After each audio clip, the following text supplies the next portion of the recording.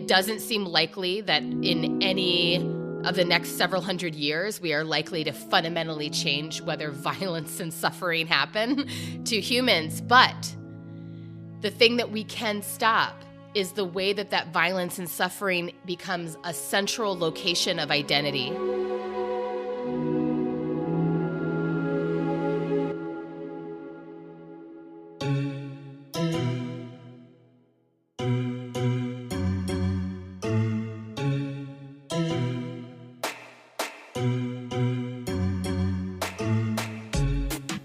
Autumn Brown. A Google form come to life, ready to process your requests and surveil your interests. Living on Dakota and Anishinaabe land, currently known as Minneapolis.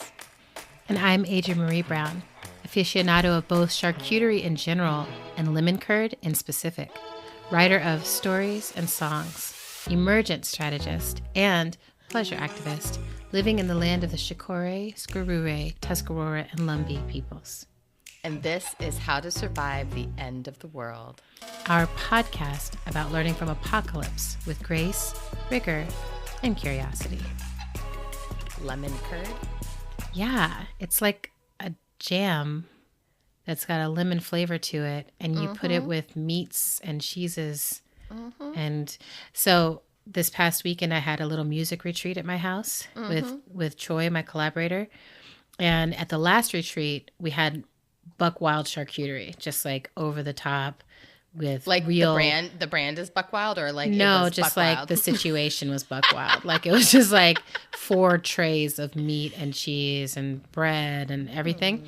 And it was like, I was like, can we recreate this, but with sheep and goat's milk cheeses only, so it doesn't blow up our bellies, and with gluten-free crackers, which we found a good brand of. And we were like so happy because we ate an abundant amount of charcuterie and we weren't in pain. Yeah. We were like, oh, bitch. And then we made cauliflower pizzas. Well like done. Artisanal cauliflower pizzas. So see I felt almost chef-like, I guess. It was cheffortless. It was cheffortless. It was chefful. So yeah, and here we are in our All About Love season dedicated to Bell Hooks, who we adore. And last episode, we got into some deep conversations around family that we're actually going to pick up and keep moving into this. And I wanted to give folks, I don't know if it's a trigger warning, but just a tenderness warning that what we want to talk about today is how we deal with trauma in family and like how love can persist inside a family when trauma has happened and sometimes it's ongoing. So I just want you to know that so you can know how you want to, participate in listening or not, or if you want to pause and make sure you're in the right place for it, or this light might a candle be, for yourself. It could be tender. Might be one of those episodes where you don't necessarily want to listen with kids in the room. That too. Yeah, big time. Good, sister. So before we get into all that, how are you today? Well, how am I today? Venus is in Libra, and Yes. I have Venus in Libra in my Me chart. too. Remember we found that out? That's right. That's our And place. so for me, I'm really feeling that, the Venus and Libra vibes. I was feeling it all weekend. I've been feeling it all day today. Just that feeling. I just feel gorgeous. And I feel like I'm noticing how gorgeous things are. And like, I also feel really well rested. And, I'm just like, serve it up. Serve. Yes. I'm feeling really strong in my body right now. Noticing some changes in my Aikido practice where I'm like, oh, wow, there's some things I can do that I couldn't do even like a month ago. So whenever that happens, it feels really cool to just be able to kind of mark my strength growing in time. Not just strength, but also just like my stability and confidence, I guess, in what my body can do, because so much of it is mental. And yeah, I'm heading into, we're about to have what's known as MEA days here in Minnesota, where the kids don't have school Wednesday through Friday. It's like the October study break days for kids. Oh, wow. And I'm about to, one of those days, I'm taking the kids to a local water park for the entire day. Oh, And that's gonna be fun. I booked us a cabana inside the water park. So we'll have like our own little like tented space with towels and water bottles, and we can order food to the little spot and have some privacy. Luxury. So I know. I was like, I was like, I can't do like a whole weekend at this place, but I can do a cabana for the day, you know? Yeah. So yeah, that's happening. As Nina Simone said, I'm feeling good I love that, today. sister. How are you? I'm proud of you. I'm also feeling really great. Like Venus and Libra vibes. the Venus in Libra is banging. So I keep having moments where I'll like put on an outfit. First of all, I've been putting on outfits. Like even if I'm just going out for my swim or whatever, I'm like, yes, you know what I did? I bought this from Onion. And I don't have anywhere to wear it. I'm going to wear it to the swim. I'm going to wear it outside today. So like right now, this thing that I'm wearing right now is just like stunning. It's so beautiful. It's gorgeous. It's gorgeous. But I keep doing this thing where I like get dressed and then I look in the mirror and I'm like, damn. Like, what? Girl, that's what we're doing? Like, that's how good we look right now at 43. So it's really, I'm just 44. like, I'm 44 now? Didn't you just turn 44? Holy shit. I don't know. I mean, I'm not good at math. You had to tell me. Now I have to focus on that. But it's even better, actually. Okay, so I have not adjusted at all, though. I'm like, it's even better. But wait, am I right? Am I right? Did you turn 44? Dang. I'm going to look at Instagram. I'm just gonna see. Will what it you tell post. me? Does it tell you my age? It'll just whenever you post it about your birthday, it should say. Oh, right. What you said. 43, 42, 44. I honestly don't know, which is fascinating to me, but I do know that I am an age in my 40s, and one of the things I love about that is I look fantastic. I feel fantastic, and like this morning, so I've crossed some threshold. 44. I am 44. Thank you, Yes, sister. yes. Wow. I just had to look up your birthday post. I literally think that this is part of being in your 40s. I think it is. I mean, it might be also a function of having so much going on to be excited about, like, yeah, it's or true. having so much going. Last year, I definitely had to do math to figure out how old I was going to be on my birthday. Yeah, no, I mean it's real, and it's also there's like so yeah. Yeah, there's also this comparative element. Like I could also always be like, "How old are you?" Then I would know how old I was. Right. Like I always have to ask someone else. Like, okay, well, I'm this much from you. Mm-hmm. Anyway, so the weekend was 44 looks like. This is what it looks and feels like, but also like, you know, again, the beauty of the world and just feeling in love with the world is very at the forefront. And even it's like there's a lot that's happening that's really difficult to deal with in the world. And I see a beauty in the cycle of it all. Like I'm like, like we face these challenges and then we have these uprisings and we resist. And like there's always, you know, no matter how many humans are doing fuckery, there's always humans who are just out here like experimenting with love and beauty and like raising incredible children. And I got to spend time with one of my newest nibblings last night, and she is saying dog and woof, and like it's just all she's saying. She's like Hodor, you know, she's like dog, woof, woof, woof. And I'm just like, right, because like you just got this technology of this word, like why would you ever say anything else? Yeah, why would you stop? And I'm in this rhythm right now with my swimming and my eating, where a lot of it is just starting to feel like, oh yeah, like the default, like without thinking about it. This morning I woke up and I was like, okay, and just started getting my bag together to head to swim. And then like this afternoon I was like kind of like, okay, what do I need to do? And I was like, and I just went in the kitchen, pulled out all the vegetables and started doing like food prep, because I was like, yeah, the week will be much better if I have my vegetables all cooked up and ready to go. And so those feel like really good. I feel like I'm like landing well for the fall. You know, I'm like, yeah, I'm heading into the fall. And I made a soup. I made a sage and mushroom soup. And see, I need you to send me these soup recipes because this okay, is a place where I struggle, but I want to be better. Well, and I want to share with you that I'm really into the quickie version of chef behaviors. Mm-hmm. So I'm like, I buy the pre-cut vegetables without any shame. There's no shame in my game. Like I used to really feel like I must find the whole thing that still has dirt on it or whatever. I'm like, no. That's not who I am. So I pull out my Instant Pot. I don't cut. I love recipes where like you're going to blend the whole thing at the end anyway. So you don't even have to really chop it up much. Ooh. I'm just sort of like, as long as it fits in the Instant Pot, it's going in that way and it's going to cook. It'll be fine. So yeah, I'll send you, I'm like, I made a gorgeous like beet, carrot, turmeric, ginger soup the other day. And I was just like, yeah, this is what I'm doing for lunch every day. And that's what's up. It's going to be good. So check in this. And then also I want to let people know, normally we record earlier in the day and we're recording in the evening today because of life and schedules. And so I've been drinking my kombucha. So it's going to be a kombucha good time. There's going to be burps aplenty. And it's going to be a kombucha good time by Sheffertless. By Sheffertless. You know, also, well, I won't say anything. I can really recognize that I have been in such a ebullient place for the last several episodes. And did we decide that that's how it's pronounced, is ebullient? Yeah.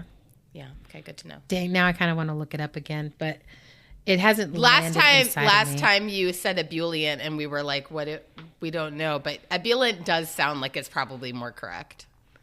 Hold on. Now we're going to do it again. This is my favorite thing that happens when we record, by the way. Is ebullient. Oh! Ebullient. So that's what it is I'm putting a y in there that does not belong. So it's ebullient. Ebullient. Yeah, not ebullient. Okay? So get that George Bush out your mouth. All right. So now I think it's time for our flume of awe. Flume of awe. Let's flume away. So, flume of awe today, my beloved friend Jessie Maceo Vega Frey, also an incredible meditation teacher, and generally just like a hot papa living out in Hawaii. Although I don't think actually a papa of anybody human. Anyway, papa. Yeah, I know. I was like, Jesse, I'll let him know. He's mine first. But anyway, so Jessie Maceo Vega Frey woke me up this morning as my papa with the Ocean Photographer of the Year winners for 2022. This incredible... Sorry. Okay, I'm listening. Are we getting funnier? Well, we think we are, for sure. Okay. Listeners, if you think we're getting funnier, like, tell us. Fill out the poll. All right. Mm-hmm. So the Ocean Photographer of the Year winners for 2022, there's a picture of a surfer who has gotten stuck in a super heavy wave. And it's like, this picture is outstanding. Like it looks, wow. I can't even understand. It's one of those pictures where it's like, if you didn't tell me what I was looking at, I would not fully understand because it looks like someone flying across like a threshold of the universe. And then there's these gorgeous pictures of octopuses. There's people in the ocean. There's a massive sea turtle who's being cut free from plastic debris. There's just all these gorgeous images. And I woke up this morning in awe because I'm just like, that's also happening. And I really feel like I'm dosing myself with awe, particularly because there's this. I'm just looking at the pictures as you're talking. Oh, let's put the link in the show notes too, so everyone can go look during this because, you know, I keep reading about like all the species that are disappearing and just kind of feeling my climate grief. But then it also helps to look at this stuff and be like, and look at all this gorgeous, gorgeous, gorgeous life that is persisting and adapting and finding a way. And these polar bears. The polar bears all cuddled up with each other. And then the other ones that are like in the house, like, what up, though? So I love this. And there's something about it that's like, it makes me want to, I don't know, it makes me want to cry a little bit, but it's like, it's not just that the pictures exist, right? But it's like there are humans out there who love the earth this much, right? That they're just like going, because these pictures are the kind of pictures where it's like you have to like figure out that some phenomena of the universe exist, and you have to go and you have to put yourself in such a way and figure out the way, like, how can I light this so that everybody can see these 300 sharks circling above me? And I mean, the risk and the look, all of it, I'm just like, someone is loving the earth so much that they're going and finding out ways to show it to us this way. And I always think that people who are doing this are like, everybody, look at how beautiful this is. Like, it just feels like such a beautiful act of conservation and like camaraderie with the earth. So that's my flume of awe. I love that. Yeah. I mean, without the pictures, without the story, no one can know what needs saving, right? Exactly. So it's beautiful. What about you, sister? What's got you in awe? My flume of awe is, once again, my own brain. But this time, it's not... Such a good brain. This time, it's not because, like, wow, my brain is so cool. It's more like, wow... How is it that this is possible? So what I'm noticing is every year winter comes, the temperature drops, and I experience the same set of feelings and thoughts, which are, what? How? Why do I live here? What? I didn't realize it was going to happen. Or, I don't have a thing. And every year, the season does change, and it's like my brain. But I don't think it's just my brain. No. I think there's something about. I think it's akin to like the way the human body, the brain of like someone who just gave birth will be like, cool, that was not as bad as it was because look at this gorgeous thing. You know what I think? It's like.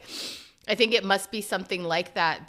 And I did do some things in preparation for winter coming this year. Like I remembered to like disconnect my outdoor hose and turn off the water and, you know, a few things like that. But I still feel, I guess the thing that I'm most surprised by is the discomfort that I feel as opposed to just like acceptance. Yep. But maybe the purpose of the discomfort is to like motivate me to complete the rest of the things that I need to do in order to like really be fully ready for the winter. Like there's weather stripping that I need to put on my back door. And maybe if I wasn't feeling so uncomfortable, I wouldn't feel as motivated to do that. Like, but yeah, babe, it's cold outside, babe. It's like deep to me how quickly the brain will just release information that doesn't feel like maybe immediately required. Yeah. Which I guess is related to the topic of our conversation today, since we're going to be talking about trauma. And that has a lot to do. I mean, the brain really governs what trauma does to our brains, right? Yeah. What trauma does to our nervous systems is like so much of it does have to do with what our brain will let us remember and what it won't. I have a question for you, which is, once the initial set of like those reactions happen, is there a way that you settle into like, is there any part of you that's like, I love this? Like, I love the rituals of winter, or is there any part of winter that you enjoy? This is part of what I used to be like, I love 4 seasons, which I still do. But I was like, I can't really get it up for like winter in that way. You know, like I'm like, I can visit, but I'm like, there's nothing in me that really enjoys this. Yeah. I mean, there are some things that I used to experience when I lived in the woods that were like, you know, there's like building a fire on a lake, you know, or like creating a fire outside in the middle of winter when it is like 10 below, but being able to like stay outside for a really long time. Those kinds of things can be quite amazing. And of course, we used to have tons of ritual just around like fire prep in our house because we had to bring in tons of wood in order to heat our house all winter long. And some of that was a real slog, but it also it would come with a big feeling of accomplishment once we felt like we had enough wood to get through the winter, or at least to get through the first couple of months of winter. So that was that. And of course, in my old home, keeping the fire stoked and going all day long was a big part of my winter ritual. Yeah. So now that I live in the city, I guess this is my 4th winter that I'm heading into in Minneapolis. And Wow. yeah, I know, it's weird. That's amazing. And it'll be my first winter in my new house. So I think a big part of this winter is going to be just like the learning experience of what is winter like here. Yeah. But I would say, I mean, I love fall fashions. I love fall. I love fall fashions. I love getting to like pull out my fall jacket, all of my scarves. I love getting to wear leg warmers. Like I really love the transition that comes with fall fashion. And my latest thing is doing crop sweatshirts with big skirts. You know, I'm doing hot. lots of crop sweatshirts with tight pants. And you do the like high-waisted jeans thing too. Right now. God, it's such a look. And I love it for you. And I mean, of course, the thing that makes winter in Minnesota manageable is having the right gear. Totally. And so I've invested in having the right gear now for many years. So it's more manageable. But no, I mean, the winter here is legitimately awful. Yeah. Like I don't want to put any like, it's horrible. I don't want to put a bow on it or anything. It's like, it's bad. It's really, really bad here. Like you can die in the winter here. Yeah, no, I mean, that's so what, bad. like, I remember when I lived so in Detroit. Dangerous. Invincible, has this lyric that's like, if you can't take the winter, you don't deserve summer. And I was like, I can't be in this paradigm any further. Like, I can't, I want to deserve summer and I can't take the winter. So that's my truth and I'm sticking to it. But now it's really beautiful here. Like to be like, oh, it's fall. The leaves are changing. They're falling down, but I can still go sit outside in the afternoons easily and like write, with like a sweatshirt on. Burp. Sorry. See? Here it is. Kombucha good time, baby. Kombucha good time. Because, okay, what I want people to know about this before we get on topic is I was sick, right? Like I got really, really sick. I had like strep throat and I had to take antibiotics. That's right. And so now I'm rebuilding my gut microbiome with kombucha and yogurt and like all kinds of fermented, like every single meal I'm having something fermented, something, that's supposed to help. It's a party up in there. And I can feel my gut being like, oh, bitch, new house, who this, So it's good. Like, so listeners, don't judge.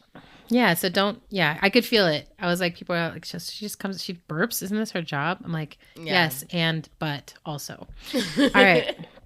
So let's get into it. Where I wanted to start us off, you ended us with this quote, and I wonder if you could say it again, this set of questions around trauma and abuse. Would you, if you start us there, and then we have some bell hooks wisdom.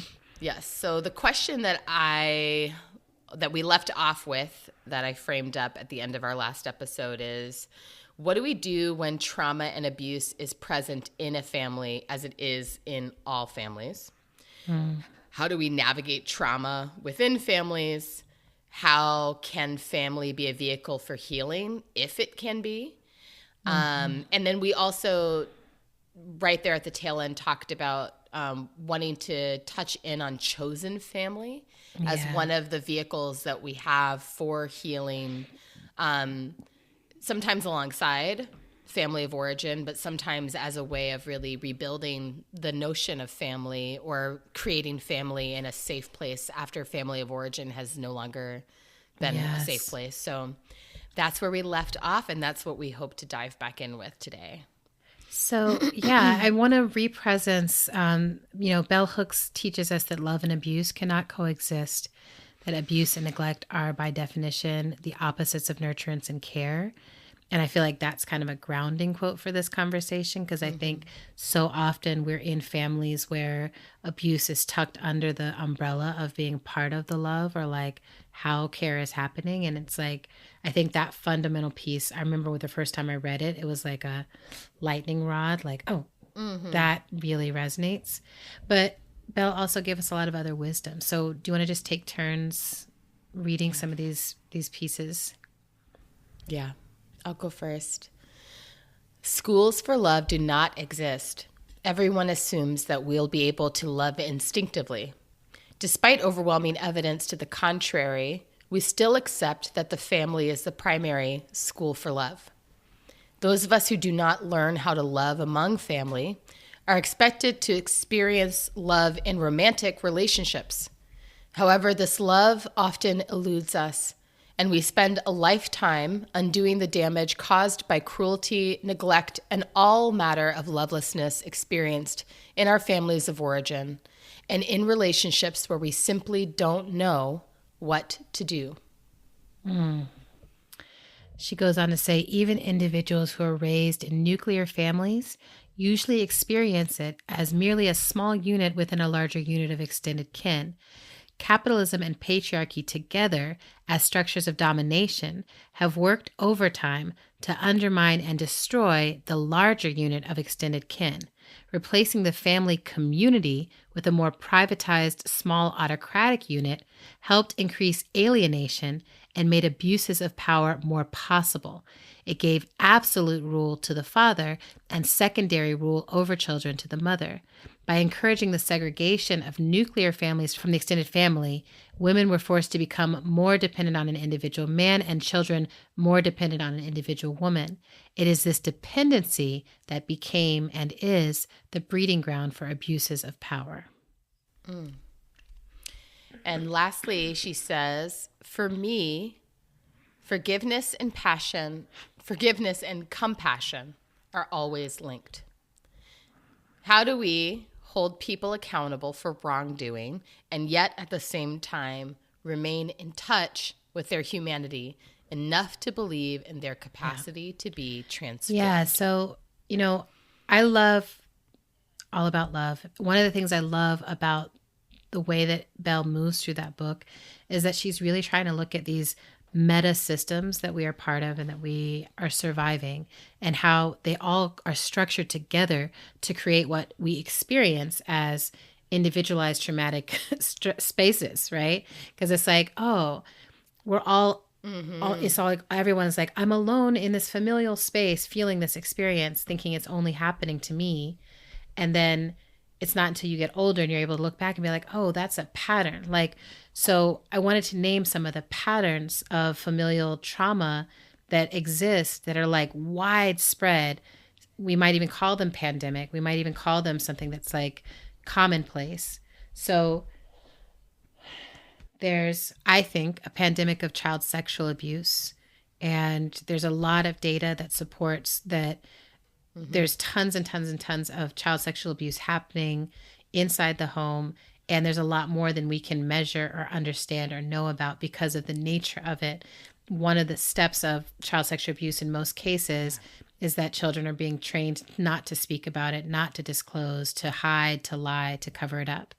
There's also other forms of child abuse, including explicitly hitting, harming children, neglect, manipulation of children. There's economic hardship and economic abuse. And I think both things can happen there.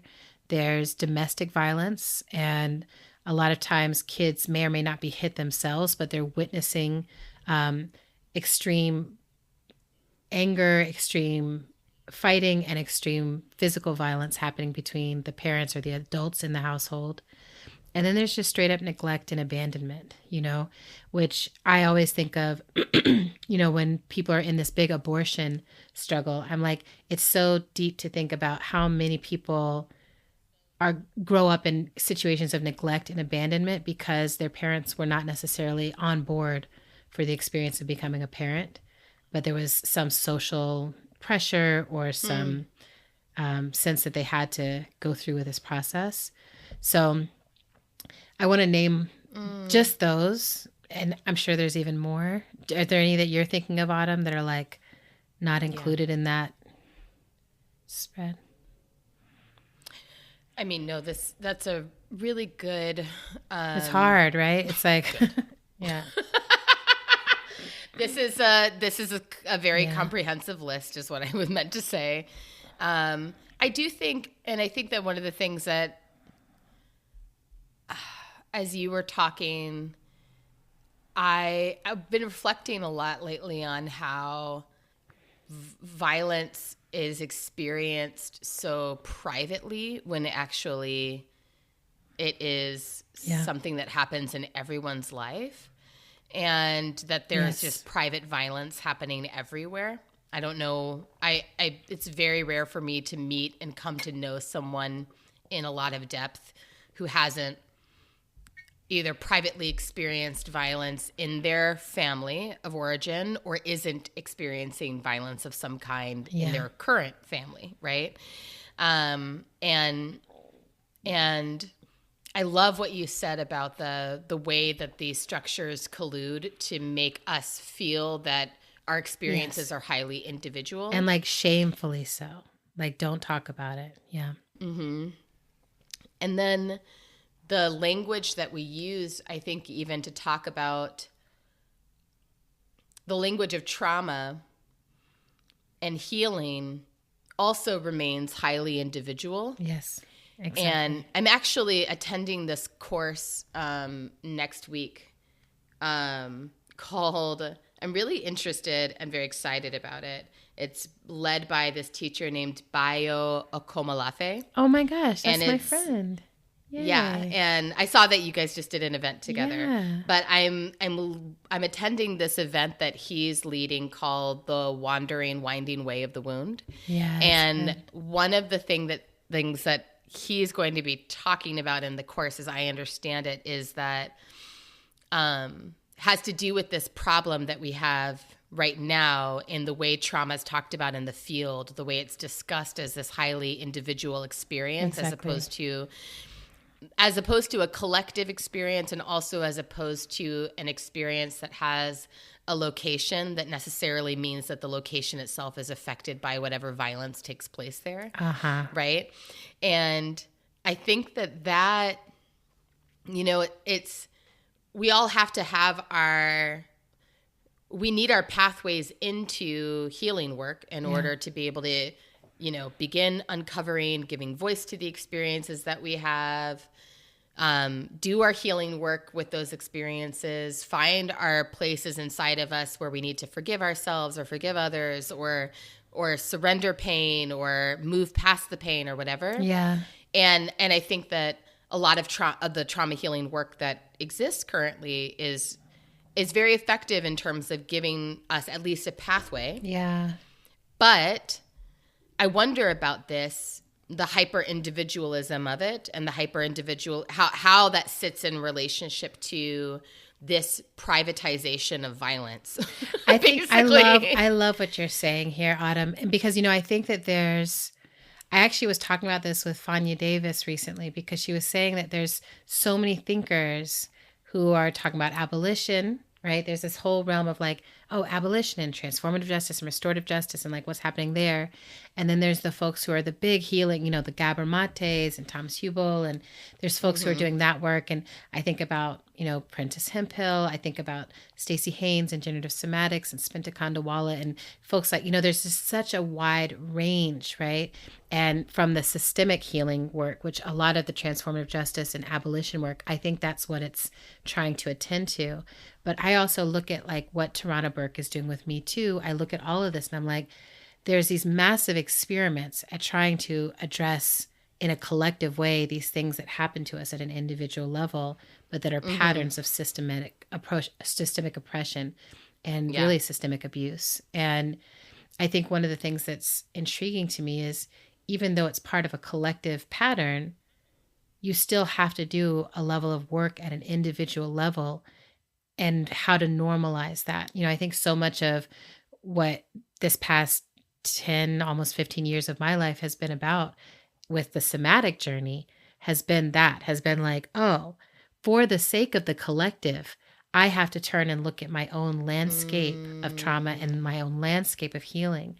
And I have to see what is mine. And I have to both go through the experience to heal, right? For the sake of its own journey, for the sake of my own journey, but also because the kind of leader and visionary and thinker and contributor to society I want to be is one that is able to speak with some experience about what is possible in terms of healing with family, what is possible in terms of healing with the self, what is possible in terms of healing with those who have harmed us. And I feel so much that this piece around forgiveness and compassion, like I think a lot of what happens is people are like, let's jump to that.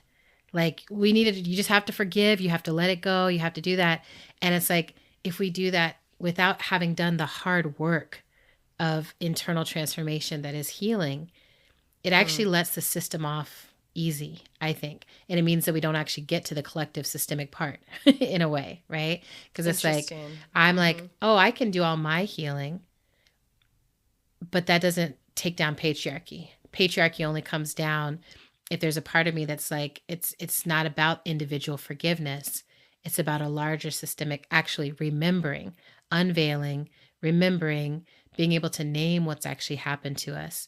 And that's, I think, what's maybe the hardest about that and the most tender in this conversation is that our families are these spaces that we grow up thinking like, this is something I'm supposed to protect at all costs. Like, even if people in this family are causing harm, even if this family have done wrong by me, I can't tell people that.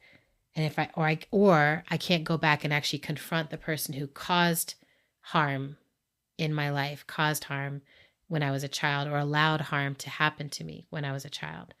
And so it's like the place where the majority of harm actually happens for many of us is the place we are most trained not to speak about it, not to unveil it, not to name it. And one other dynamic I want to name in here is not even that it just happens at an individual level, but culturally, people are told a story that it is culturally specific to them. So I meet people regularly who will be like, oh yeah, that's just how it is in this kind of family. And they'll name so I'm like, they'll name all of their peoples. And it's just like, oh, yep. In our families, molesting is just a part of the thing. We don't talk about it. In this kind of family, we keep secrets in this kind of family. And I'm like, but if you listen hard enough, you hear it from almost every culture. There's like no culture that's not like that. So even that level of obfuscation, right, happens where it's like, wow, we think it's just us. And then we think it's just our people.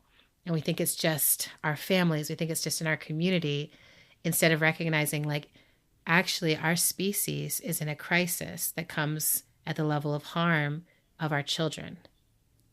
Right? That we allow so much harm to happen to our children and inside of our children. And we let them be collateral damage for the things that we haven't processed as adults. And I mean, I hope that some of the reason that we are doing such great reckoning in this generation and these generations is that we are putting a massive stop sign to the cumulative trauma that has been passed down and passed down and passed down through generations. That we're like, actually the whole cultural formation of capitalism that led us to create these harmful patterns and treat children the way we do now stops here with this generation. You know, I hear a lot of people saying that as well. Anyway, I've been talking for a long time. What are you thinking? I see you like chewing on 15 thoughts. So yeah, it's as per usual. Yeah. I'm thinking about jumping to forgiveness without. I'm thinking about the concept of a wound and and what happens when the wound is overridden. Yes. And so thinking about, what happens when we are either made to hide a wound or override the fact that it's there, either because we're being told we just have to forgive the person or being told, no, that didn't happen. Yes. Or, it's not what you think it is, or, whatever range of things that are told, especially to children, as a way to silence them. Yeah. And I think about how when a wound is hidden, it means that we can't know it. But then we're also contorting and shaping ourselves around the wound and around keeping it hidden. That's right. And so we have this unknowable thing but it's also ours. Yes. It's ours, but it's unknowable. And then our whole shaping is to keep it hidden, which also keeps it totally central to our lives. Yes. Right? So it's the protagonist unseen. It's beautiful, beautiful. And I've been thinking about how, so I'm a survivor of child sexual assault, but I had a really different trajectory around my experience, I think, than most people did. Yeah. Most people I know who are also CSA survivors. And that's because I was believed by my parents. Yeah. And my parents took action on the information that they had gotten from me. Yeah. And that has meant in my life, it's not that I haven't had to return to the wound over and over and over again. Yes. But I've always known that the wound was there. Yeah. I've always known that it was a wound. Yes. You know, like I had the fortune in my trajectory around this of knowing immediately that it was wrong. Yeah. And knowing because my adult caregivers in my life affirmed that was wrong. That's wrong, yeah. We're going to do something about it. Even if, you know, and it's not like the actions that they took were able to, it's not like the perpetrator was apprehended or anything. Yeah, Like, yeah, you know, right. it played out exactly the way it fucking plays out. Like there was no consequences for that person. Yeah. But there was also a different kind of, it left a different legacy inside of me because I never had to live with any sense that maybe I made that up. Yeah. Maybe it's not real. Maybe I attracted it. Maybe it's my fault. You know, I had never had to go through those stories. I've always been able to kind of, as I grow older and older, I'm able to continue metabolizing the experience. Yeah. And so it feels like it's a part of me, but it's not central to my life in the way that a hidden wound would be. And I think that to me feels like the thing you were just saying about the stop sign. Yes, exactly. It's like to me, it's like the stop sign is not, we're going to stop this harm. Yeah. Because the harm will happen. There will always be assault. There will always be violence. I do believe this. Maybe I'm being cynical, but I really do believe like violence and suffering, it's part of the human experience.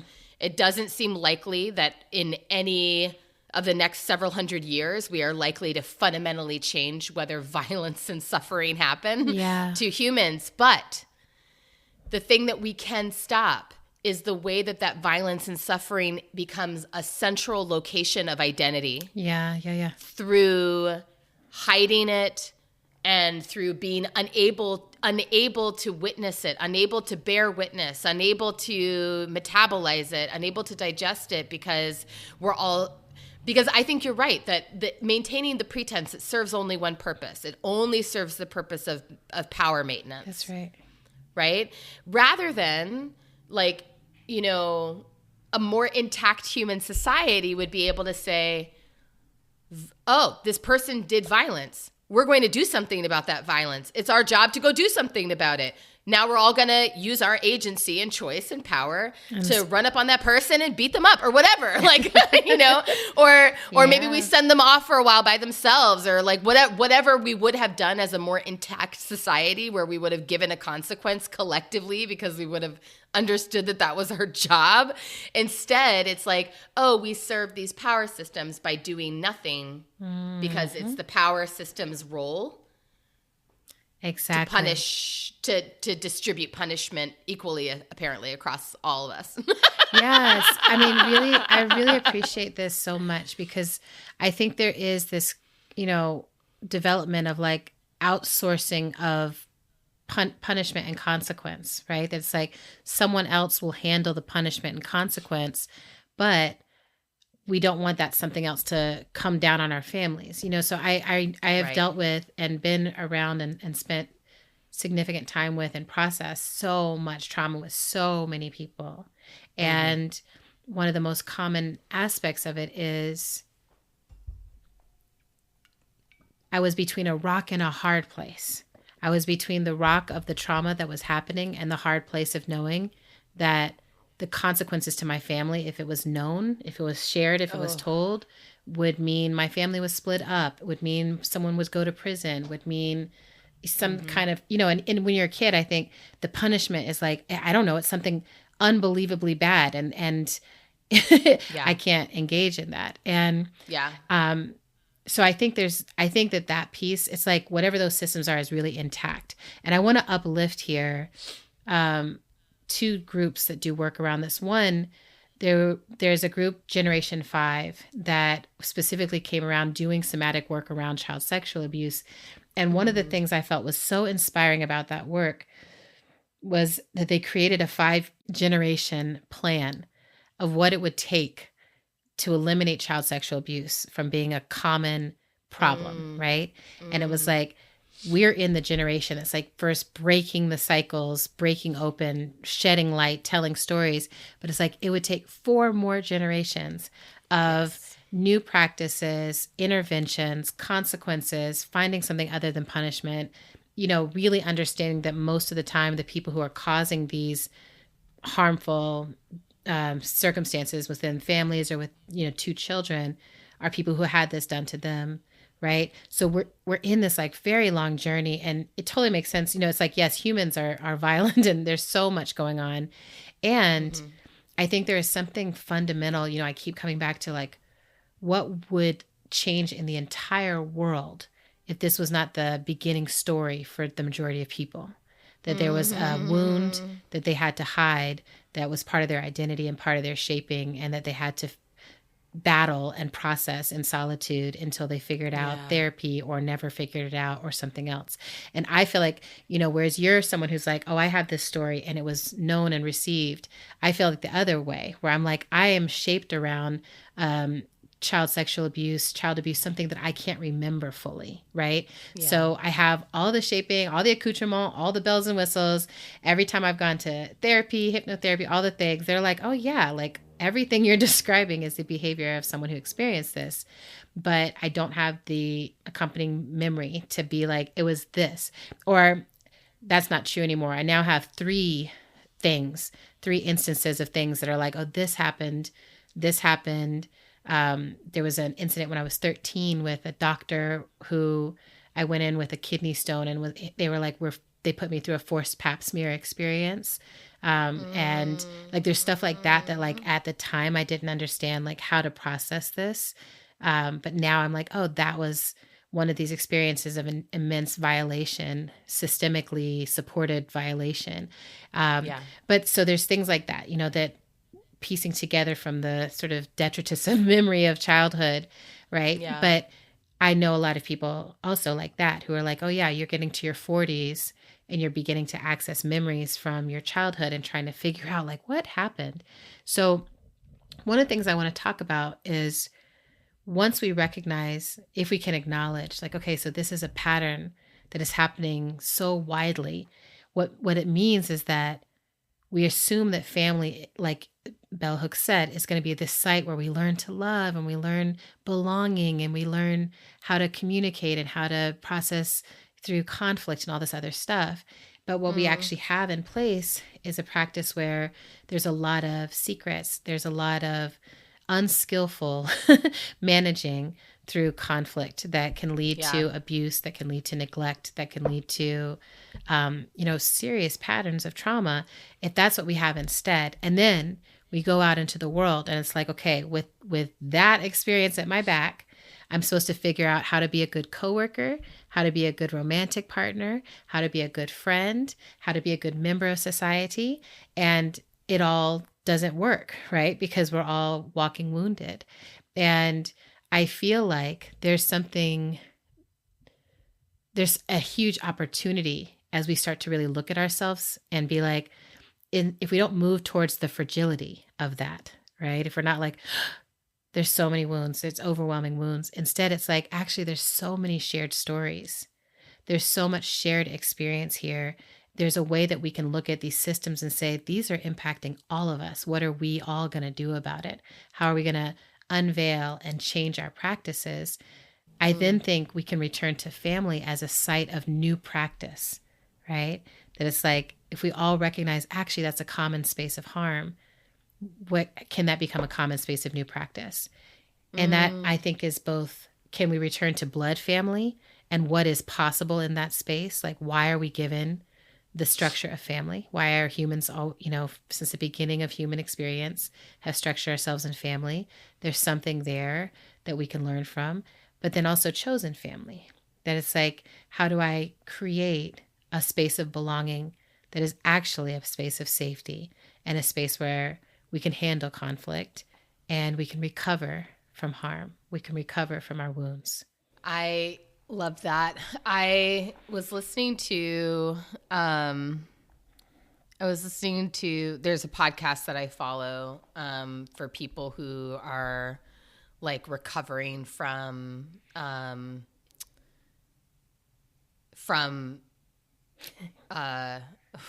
yeah, I was like, okay, I actually can't say what exactly. It is. I can't say what it is. Oh, sister. That it's okay. It's okay. I do still want to say what it is that I wrote down. But this is just another really great example of how trauma moves. How this is actually a perfect example of what it is I'm about to talk about. So the quote is, it was listening to, it was a conversation amongst a group of survivors, and one of the women, I think she was quoting someone else. I don't know where this quote comes from, but she said, "Pain travels through families until someone is willing to feel it." Yes. And I was like, damn, writing that down. and I feel like I think about this all the time in terms of my relationship with my children. Yeah. That and the same person on this episode of this show, she was talking about rebuilding her family in the wake of divorce and trying to recreate like new conditions with her children. And she was saying, it was so beautiful and so simple, but she was like, we are going to learn how to communicate, and we are going to learn how to feel our feelings, and we are going to learn how to be angry. And, she was talking about these commitments that she had made to herself and to her kids. Yes. to sort of break the cycle of silence and dissociation that had kept her inside the situation that she had been in for so long. And I think about, if we're thinking about family, if we're thinking about like immediate family, whether we think of that as blood family or chosen family, or sort of like, I think about it also as just like caregiving relationships that we're in. Yes. So maybe that whole sort of picture. I think one of the ways that family can be a vehicle for healing is if we use that structure as a space in which to intentionally practice feeling pain. Yes. That, and having it be just a place where we say, I see that you're in pain, if someone's in pain. That we honor that someone else is in pain without trying to lessen what's happening. And in theory, our family spaces can be the places where people are more readily able to recognize that we are in pain, because they might share some of the same beliefs, shapings, or experiences that would result in the same types of conditions feeling painful. Now, it's not always the case, but it's like, you and I are very, very different as people, but we have enough of the same shaping that if I text you and I'm like, so-and-so just said blah, blah, blah. Yes. You will know exactly why I'm in pain. Yes. You'll know that I'm in pain even before I will. I'll be like, I'm fucking angry. And you'll be like, I bet you're hurting. You know what I mean? So it's like, that sounds so painful. To me, it's like family it goes back to the whole thing about like you can't heal the wound that you can't recognize. Yes. Family can be a place in which our wounds are seen sooner. Yeah. And I something else that's coming up for me, sister, is like in the last episode, or maybe it was in the sustaining love one, there's one where you were like, forgiveness cannot always rely on the other person. It's like there's something in you that's happening. And that really stuck with me, because I feel it theoretically, I'm like, yeah, got it. But like in practice, I'm always like, no, there's a perfect apology that I need. No, there's like some closure. No, there's like a taking account for. And I think such a Virgo thought. I'm like, well, where is the actual process? But where is the actual spreadsheet? Exactly. I was like, you did cross the I's, but the T's, however. Anyway, so there's a part of me that's just like, oh no, there's an accounting. And yet I feel like family has been the place where I have learned to be like, I want to be witnessed in my pain. I want people to understand like this is happening. And I want to be able to say like, I'm actually not holding this against you. Like I look at our parents and I'm just like, you all grew up in a time where these systems were even more solidly in place. There were less people asking questions about these systems, less people interrogating and putting cracks into the foundation of these systems. Like these systems basically had an even stronger hold on you. And then your parents, our grandparents, the system had an even stronger hold on you and so forth. I'm like, when I say, lately I've been saying I feel like one of the freest people to ever live. What I mean is like, I've come the furthest out of these interlocking systems that are trying to keep my soul in a traumatized and powerless place. I feel like I am looking back at my family lines with a lot of compassion because I'm like, you were raised to be exactly this way. And when I look at it that way, then I'm interested in like, what steps did you take away from that path? Because the steps that you took away from that path allowed then our grandparents to take steps away from that path and our parents to take steps further. And then for us to actually not just take a step off the path, but like break through a fence and be like, there's a whole other landscape over here, right? It's called pussy. Oh, that's not what we're talking about. Hold on, I have to die and reborn.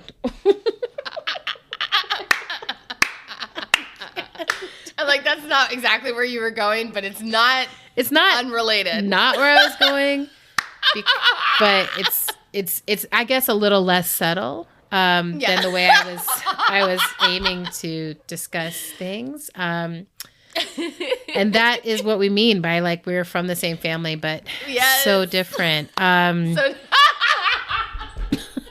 just want people to know that this is how Autumn has been since she was a kid. She's like, so what is the most explicit way we can talk about this?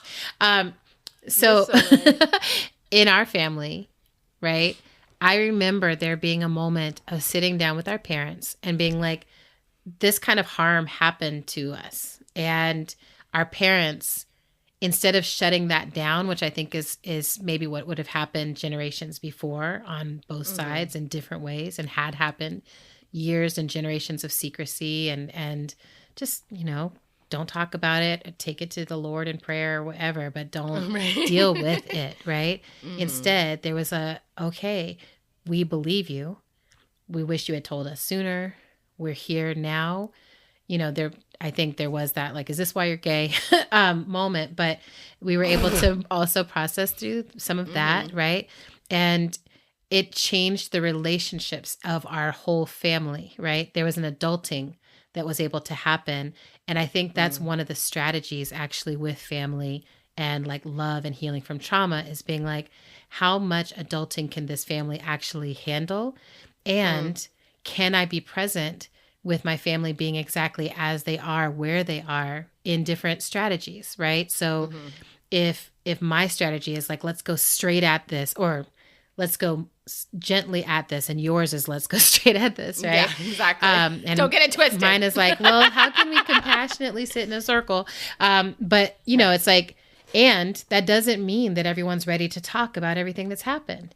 And that doesn't mean everyone's ready to process everything, or not process it directly. Like there's also stuff, there's homophobia and transphobia and other things that happen in extended familial spaces that I'm like, there's a lot of that I'm like, I am actually not going to go directly into that fray and into that fight. Like this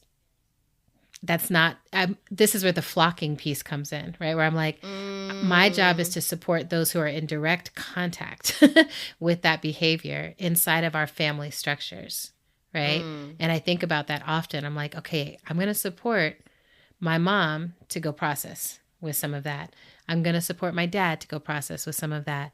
But that's not my direct relationship, or that's not my direct piece to hold. And I don't need it to be my direct and I don't relationship need it to be. In order to be connected to the broader family. Exactly, right? Like I really think that there's just because we're the ones who are willing to talk about it doesn't mean that we have to take on the full weight of all the trauma of the family and all the processing that needs to be done. I do think that there's a way of being like, here's what I can do. And here's the next step of what I can do, and the next step of what I can do. And I see people, and I want to offer so much respect to this, who are like, actually, boundaries are the healthiest, safest practice I can be in with my family, given both the trauma and their willingness or unwillingness to actually turn and face and be with the pain. And sometimes a long boundary is what leads to some different possibility, right? True.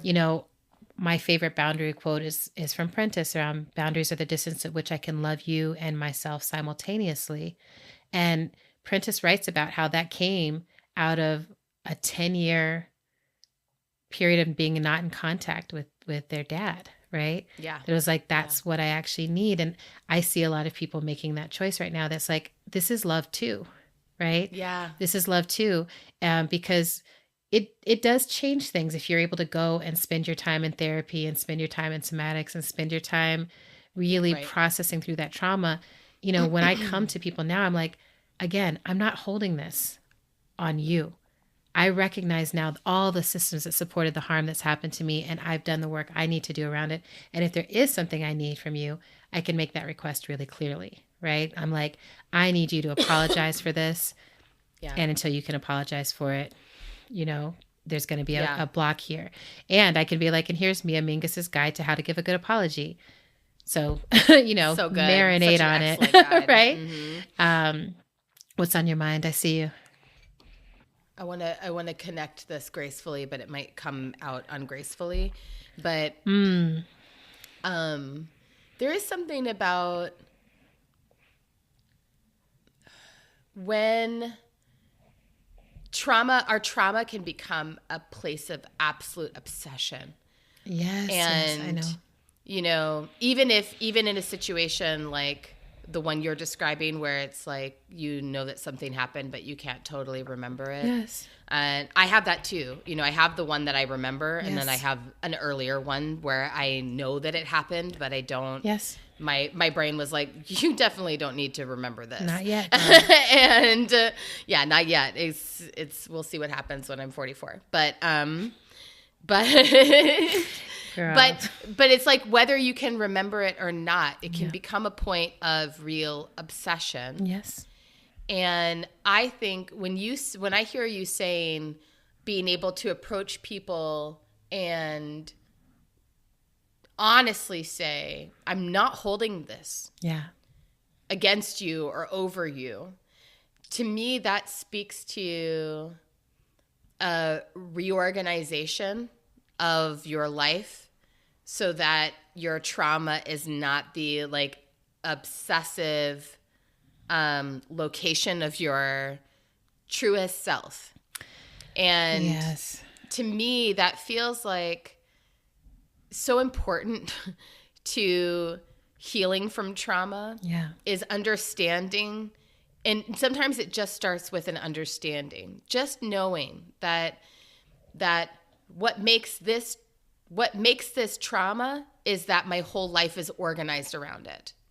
And in order for me to heal from it, I will have to reorganize my life so that this thing that happened to me is not the central story of who I am any longer. That's right. And there's nothing wrong with the fact that it was, right? Yeah. Or that for those of us who are still in those places, because we all, I mean, you know, we were talking about this in one of our previous episodes of the tendency for humans to be kind of wrapped up in the drama of our lives. And so we do have a tendency to sort of need a dramatic story around which we're organizing our sense of self. Oh, sister, I've read that book that you recommended, the Already Free book.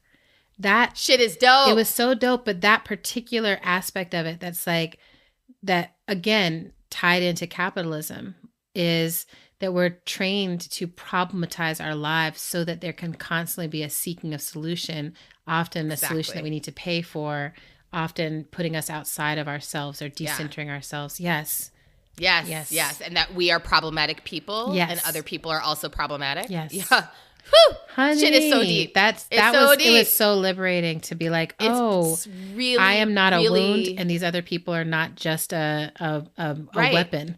And what's deep about that, right? This is like next level, like 302 forgiveness, is to realize then if I am not going to organize my identity in life around the wound. Yes.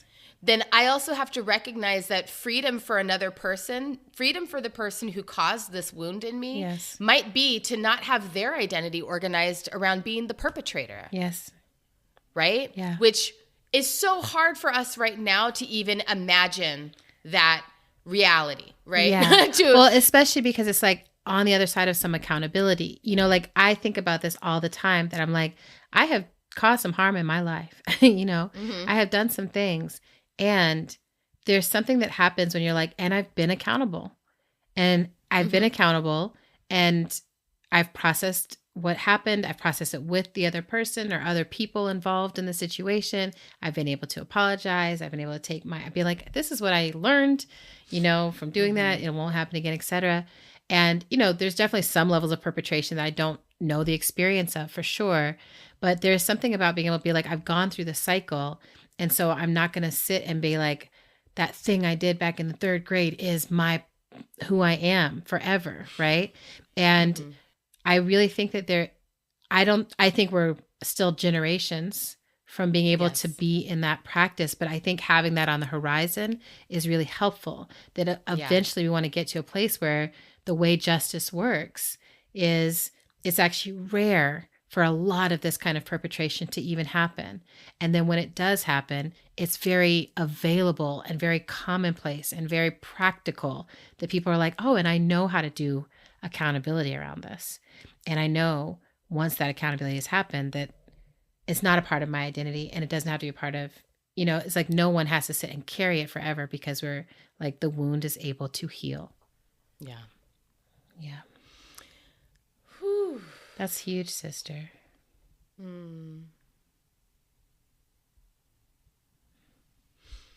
I love you. I love you too. I love you. And where we're sitting in all of this right now, you know, I was feeling really emotional last episode when we were talking about this with family because I really think that we're in this place where there's a path that feels easier that is just like leave the family behind or just make a new family. And there's almost a utopian orientation towards chosen family that's just like, I'm just going to create a whole nother place and somehow I'll know how to be a different person in that place. And I think we don't realize that every family we create, every family we construct, the kind of people we're attracted to, the kind of people we move towards are all shaped back at the space of that wound if it's not healed. And we carry it and we carry the shaping and the behaviors with us everywhere we go.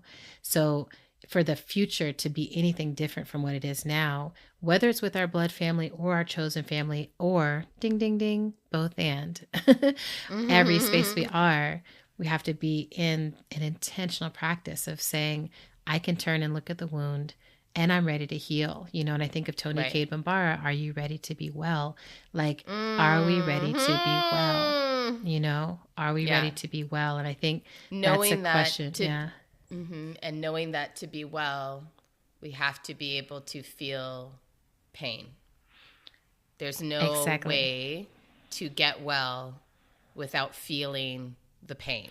And being, I think of this too as being with what is, right? It's like what is includes the pain, it includes the truth, and it includes, being able to decide how serious and not serious we want to be inside of that. I want to say too that there's aspects, of patriarchy per se in our family where now I feel like I'm able to laugh and we're able to laugh collectively about it, because it's like, have we perfectly unlearned this as a whole familial practice? No, right? Have we named it and shown a light on it and made it so that it's like when this shows up, we are all like, hey, that's that.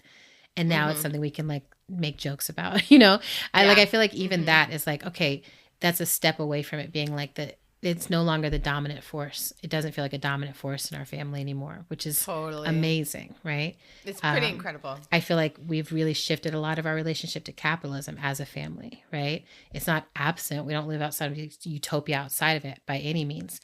But I do feel like in terms of being in much more explicit practices of what does it mean to be in a family with resources? How do we share those with each other? How do we talk to each other about what we're doing with them? There's not that... the power of secrecy, right? Yeah. That also plays out, I think, as an economic abuse inside of a lot of families. So there's a lot of these things that's like, if we can just be with what is and talk about what is, so much more becomes possible. And actually, I want to just thank you, sister, because before we move on, because I mean, we laugh about it, but like, you really are an alien from outer space in this regard. Like, you showed up in our family with just a willingness to, it's like you were born with a flashlight in one hand. Like, you're just like, where is the shadow? Let's go straight there. Like,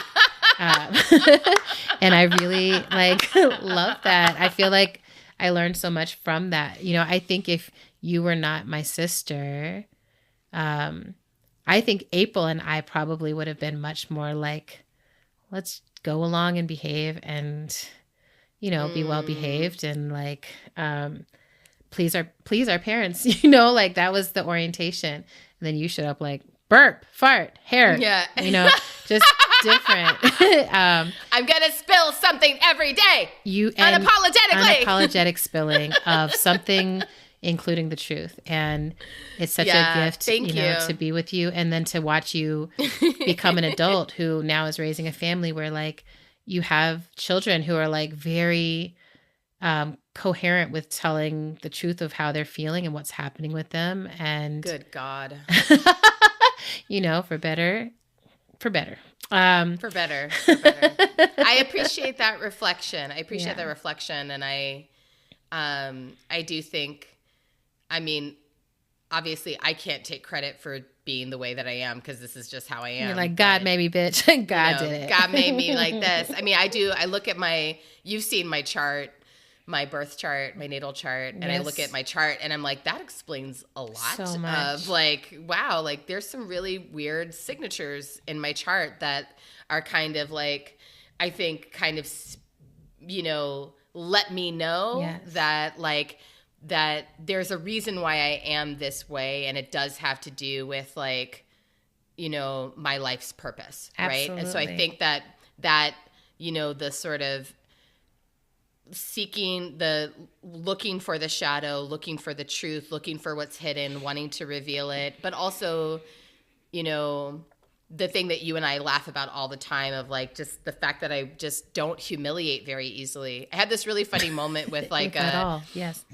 If at all, yeah. I had this funny, I was trying to explain this to someone recently who was kind of like low key making fun of me. And I was like, oh, are you making fun of me? Because just so you know, like that is like, it basically goes over my head. Like I don't really register, or it takes me a minute to like register if someone is like trying to kind of like get under my skin. Yeah. And it was all good. It was fine. But it was just, it's like, yeah, it's just a weird, but it's a weird thing that I've always felt is weird. But now, as the older I get, the more I do understand that it's like one of my superpowers. Oh, it's such a superpower.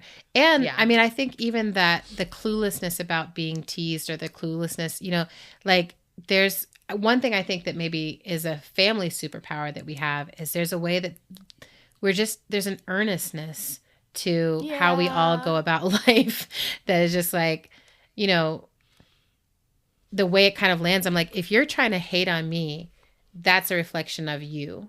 Mm-hmm. It's not really going to land here because I'm busy shining a light on some other things. Glowing with God's light. I'm literally glowing with God's light. I'm like, I am a divine being and whatever. I'm like, you think you hate me, but you're my future best friend. Exactly. So. Well, yeah. I'm like, I don't want to be your friend. But everybody has their different approaches. And I'm just sort of like, oh. I'm just such a Sagittarius. You are such a Sagittarius. Ooh. Mine is always like, I'm like, oh, you don't like me. And by the time you do like me, I'll be gone, you know? But it's all good because there's so many humans in the world and you'll find another. A close approximation. So one thing I will say also is I know in our family, we also use laughter to help move us up and out sometimes of like the depths. And so if you're still like, hold on, that was a lot just now, I want to encourage you to like take time to journal for yourself around like, is there an edge for me with my family, either blood or chosen family? That is there a place where there's a question I could ask? Is there a request I have? Is there something I need witnessed? Is there an apology I need? Like, what would help my family space to feel like a place of healing, right? Yeah. What would actually, you know, what would help move some of this trauma along? And you don't have to do it on your own. There are so many kinds of therapists in the world. There's incredible talk therapy. There's stuff like Talk Space, where if you're like, I don't quite know how to dip my toe into this, you can like chat and text your thoughts to someone, you know, at your own leisure. That's an option. You can get a therapist. You can get a somatic therapist. Both of us work with somatic therapists who help us to find where trauma might be down in the tissue, down in the bones, down in the memory of the body. So just know that there's a lot of options available for you if this is a journey that you're ready to begin. And then the organizations we mentioned here, I think we've also talked about Mirror Memoirs. And there's just... We didn't talk about it today, but we've talked about them on the show before. Yeah. So yeah, another amazing resource for people who are survivors of child sexual abuse, particularly... I mean, they deal with all different kinds of child sexual abuse, but there's a lot of folks in their network who experience sexual abuse within their families. Exactly. So just, you know, one of the most important things about the time that we're living in is we have more resources than there have ever been before to support the healing journeys that we need to take around all the systemic oppression that shows up at the level of the individual. So we love y'all and we want you to get that healing. And also, top culture really helps. Top culture really help. And what's great is like both of our top cultures, I think, deal with family trauma. Exactly. I was like, girl, tell me about yours. I'm so excited. Well, I don't know if you've read it yet. No. You sent it to me, but you haven't gotten to it yet. Right? No, so I'm rereading everything. Okay. So Saga, Volume 10. Saga is this incredible graphic novel series that Adrienne and I are both huge fans of. Perfect. We talked about it. A couple of episodes ago, I think. Adrienne got me Volume 10 of Saga as a way of helping me deal with a moment in my life that was hard. Yes. And so I'm not going to say, I just won't say anything about this volume because you haven't read it yet. And I just want you to fully experience it. But it is so beautiful. It's just so beautiful. It's everything. It's just everything just keeps unfolding.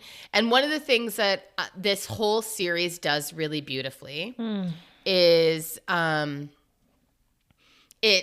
And I think probably the one of the central narrative devices of Saga as a series is how many ways can you make family? Exactly. And and what is the role of the people that you invite into your family? And there's so much in this series that's about, you know, where you have this doesn't give anything away for Adrienne's sake, but you have this core unit of family, of two people who are members of different quote unquote species, one of whom is from the planet Landfall, the other of whom is from the moon Wreath. This is all made up, obviously. As far as we know. The Landfallians have wings. The people who live on Wreath, the moon, have horns. They've been at war for centuries. The Landfallian and Wreather meet. The Wreather is like a prisoner of war. She's his guard.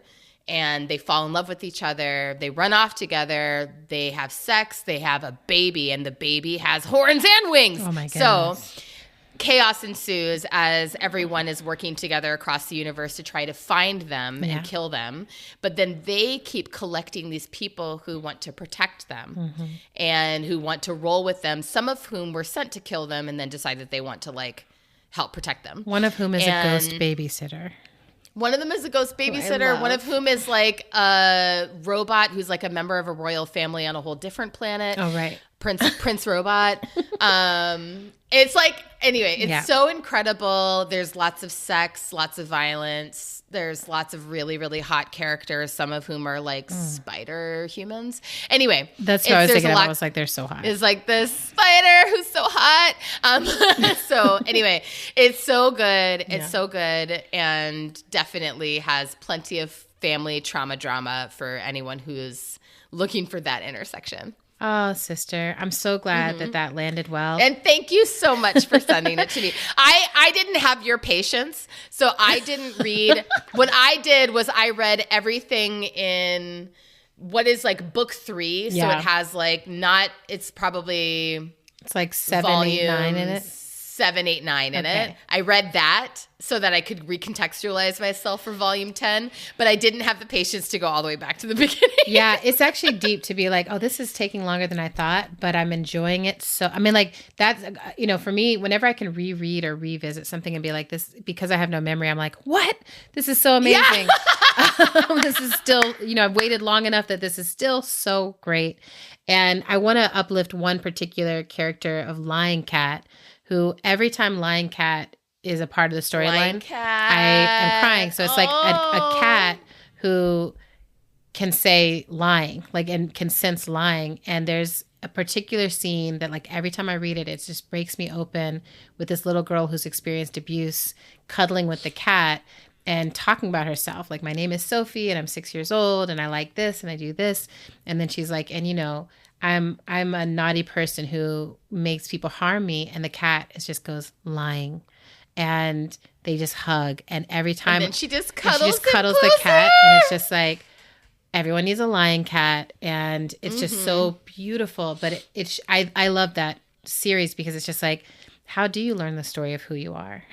Yeah. How do you learn and it the story deals of who really you are? directly with like sexual trauma and abuse and all the things. Yeah. So speaking of all those things, I've been watching House of Dragons, and so it's called House of the Dragon, by the way. House of the Thank you. So this is like me trying to hybrid between, like, on the internet we call it Dim Dragons, and we get on Twitter every Sunday and we talk about the festival of abomination that is the show.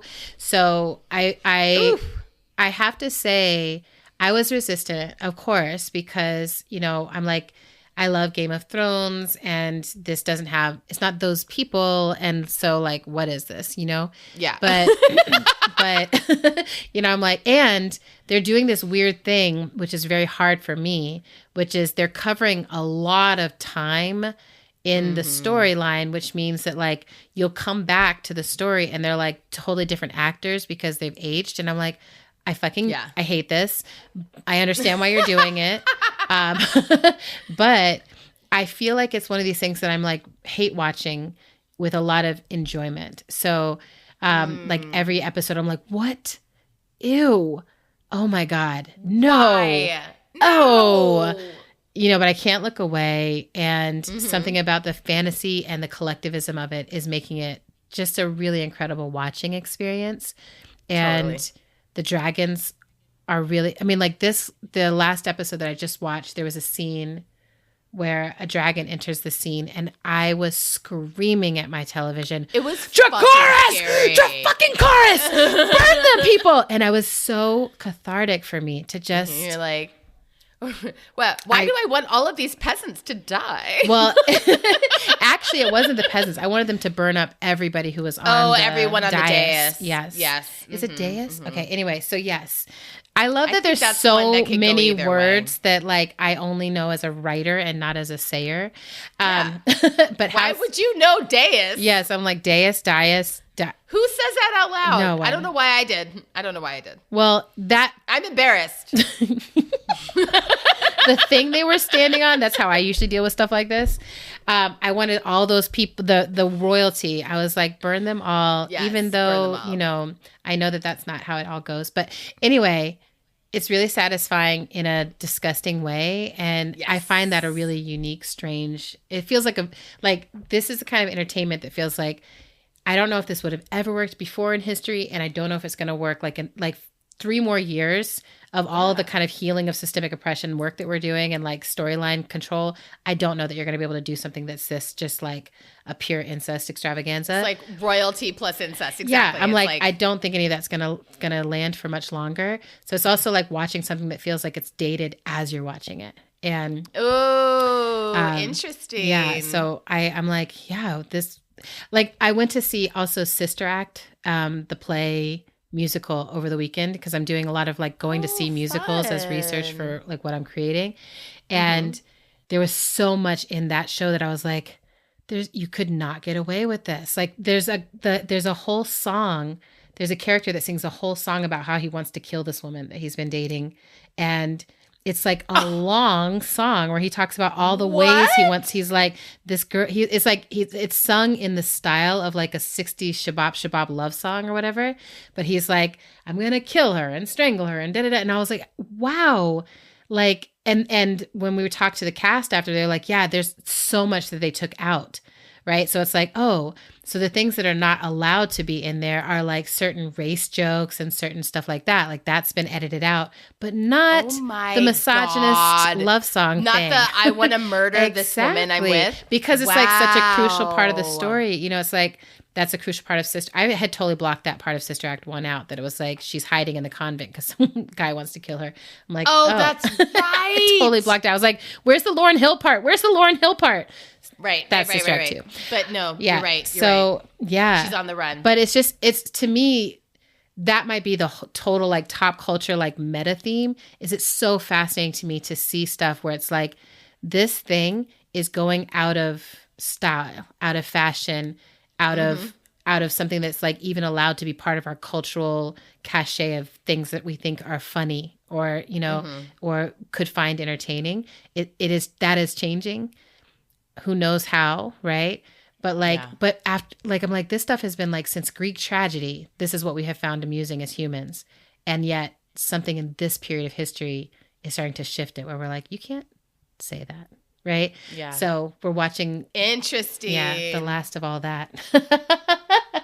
Yeah, it might be. That's weird to think about. It's weird. I do think about this all the time. The things I do that too. Are like, this might be the last time something like handshakes. Exactly. Now when someone tries to shake my hand, I'm just like, like, why would you ever try to do that to me? Do you care about me, you dirty, dirty, dirty, dirty, dirty person? You dirty boy. Yeah, exactly. I think about this. I mean, like so much of the content that we grew up with, I'm like, you would never show that to children now. No. And so I'm like, we are in a period of rapid change. And even when it feels like things are hopeless, like so much is changing for the good. And so much is changing in ways that are going to create new challenges. Like what's funny if we can't joke about certain things. Anyway. Yeah. All right. I love this. I love you. All right. I love you. I've got to go to bed. Yes. Thanks for listening to our show. We're on Twitter and Instagram at End of the World Why did you PC. say it like that? We're also on Facebook at End of the World Show. You can make a sustaining donation to our show by visiting our page at patreon.com/endoftheworldshow. Another incredible thing you can do to help our show sustain itself is write us a review on Apple Podcasts if you are an iPhone person. Thanks. How to Survive the End of the World is produced and edited by the incomparable Zach Rosen, transcribed by Jess Pinkham and Sarah Robbins-Breen. Music for today's show comes from Tunde Olaniran and Mother Cyborg. I see, I don't even know if we're allowed to do that. Any of the stuff we just did. All right, let's go. It's all fine. I don't think we offended anybody. I think as long as you punch up, right? Yeah, it's as long as you're not. I don't think anything we did would be considered offensive to anyone who could be offended by us. Right, because they're all sense. Our relatives. All right, so I love you. Hey, y'all. So glad you made it this far. Keep going. We love y'all. Keep going. OMG. Nighttime recording is a whole nother situation.